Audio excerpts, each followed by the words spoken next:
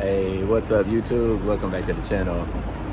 Sorry, another low quality video on the phone today. It was actually raining when I left the house, so I'm making video with my phone again instead of my good camera. But not important, I showed up. But anyway, I want to talk to you guys a little bit about some things that I've learned from Chinese people and living here in China, more specifically about money and family and things like that. So, not really a lot to say today, I guess, but like here in China, one of the things that you see quite often are families are very, very close. You know, I know people in their 30s and 40s, both males and females, who are still living at home with their parents. And even when you get married here in China, basically your family just gets bigger. You even move in with your in-laws, or your in-laws move in with you. So it's basically like having a giant family around all the time. And you know, that can be a good thing, but it can also be a bad thing depending on your situation, because, you know, in that case, you know, you have free childcare. You know, the in-laws, usually if they're already retired, they look after your kids for you for free. And oftentimes, you know, if you like go to work or whatever, you know, you come home, your clothes are washed and clean, there's food, every meal is prepared for you. Like, a lot of benefits of having a close family like that that's always around. But there's also downsides to it, like you know, they're just always in your business. So, you know, if you are in a serious relationship or married or something like that, then, you know, you can't even argue in peace and quiet. You can't, you know, just do what you want to do freely in your home, because there's always a lot of people there. So those kind of things do kind of suck. So what have I learned from that is that I kind of like that idea of having, you know, family around, even though I'm not married to a Chinese lady, and I'm not even, you know, dating a Chinese lady at this point in time. I'm just on my own. It's by choice too. But like I'm saying, I kind of like a mix of that.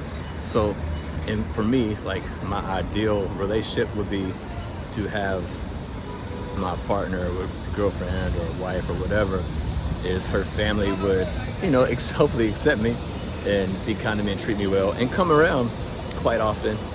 But live together, I don't think I like that idea, unless of course I had like my own like small compound with, you know, a couple of buildings, and say the in-laws are living in one house or my family living in one house, and then, you know, I'm living in a separate house but on the same property like that. That scenario would be okay with me. But living in my house under my roof, I don't know about that. But I do love the idea of having a close family around all the time, and, you know, all the built-in benefits that come with it. And I guess try to eliminate the cons of that by putting them out into a separate house, even if it's on the same location or the same compound. So that's just my thoughts or ideas about that situation, but what I like about it and what I don't like about it. And then another thing we'll talk about, I guess, is in regards to money, because from my experience and what I've seen, a lot of Chinese people seem to be very frugal and very good with money. Well, at least in the past anyway. Like when I first came here, like I said, you know, you see lots of families together, living together, and all those things. And all those things save a lot of money. And also, just, it was different back in the day compared to now. Like nowadays, Chinese people seem to be more materialistic and consumer minded. They're always buying everything, like buy the newest car, buy this and buy that. They're buying all kind of crap now. Back in the day, it used to not be like that. They tend to be a bit more frugal, and which I like that. I've always been that way myself for quite a while now. Not always, but for quite a while. I'm really good at budgeting and saving money and that kind of stuff. And I've learned so much from Chinese people in that aspect. And, you know, a lot of people tend to brag about, oh, look, I bought this thing, you know, and it's so expensive or so nice and all this and that. And a lot of times, especially back in the day, a lot of my Chinese friends would always brag about how much money they saved. I bought this, guess how much I paid for it? And it's like some crazy low price. And it's like always like a challenge to see, like, to spend as little money as possible. And those kind of things that I've implemented into my life have helped me create a nice little nest egg or cushion and help me be in a really great financial position. So those are some things that I've learned from Chinese people about family and money and things like that. And the money aspect I do try to implement into my life, and I'm a lot less, materialistic than I used to be. I'm quite minimalist now.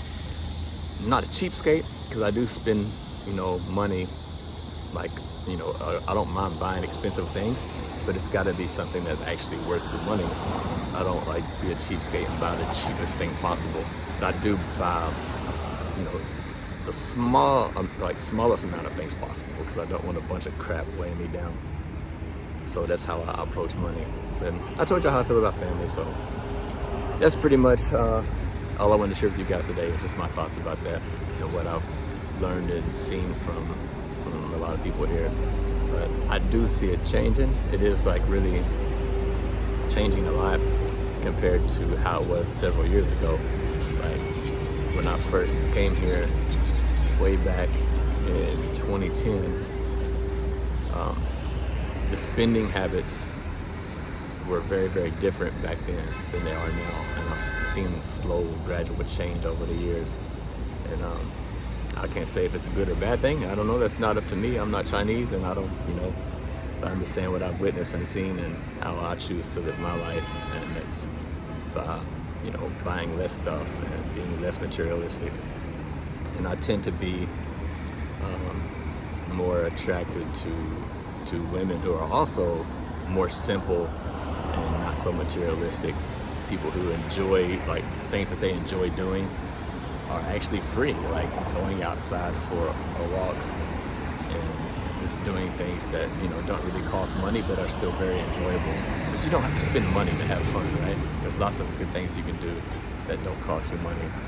And oftentimes I found myself just going out and spending money before, just to have something to do. But then I've learned that there's a lot of things that I do like to do and enjoy doing that don't really cost me money. So I've implemented those changes in my life, and things pretty good. I'm quite happy with how everything's working out, and I plan to continue to keep living this lifestyle of minimalism and frugality.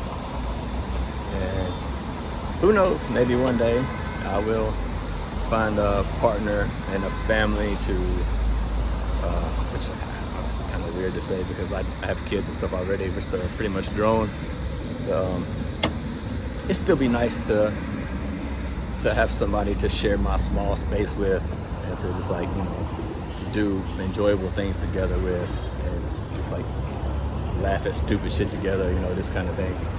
But it's okay. I'm happy alone too, so I don't really care either way. So anyway, I guess I'll end the video here. I don't want to spend too much time making a low quality video without my camera, and hopefully I can get back somewhere or get somewhere indoors before the rain comes. So I will see you guys on the next video. Y'all take care.